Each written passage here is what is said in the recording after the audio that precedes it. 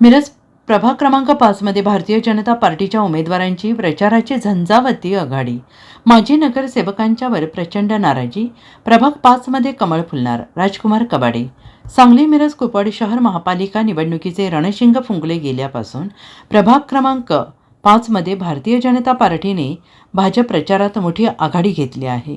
भाजपाचे अधिकृत उमेदवार राजकुमार कबाडे, मीनाक्षी चौगुले, राकेश शिंदे, बिस्मिल्ला शेख यांनी संपूर्ण प्रभाग पिंजून काढण्यास सुरुवात केली आहे. त्यांच्या प्रचार रॅलींना मतदारांचा उत्स्फूर्त प्रतिसाद मिळतो आहे.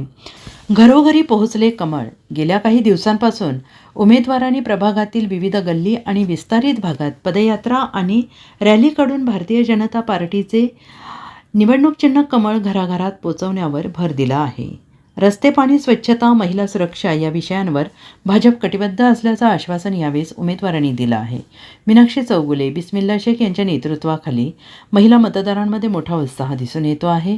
मिळणारा प्रतिसाद हा विजयाची खात्री देणारा असून यावेळी प्रभाग क्रमांक 5 मध्ये कमळ फुलणार हे नक्की झालेलं आहे. या रॅलीमध्ये भारतीय जनता पार्टीचे पदाधिकारी, कार्यकर्ते आणि प्रभागातील नागरिक मोठ्या संख्येनं सहभागी झाले होते.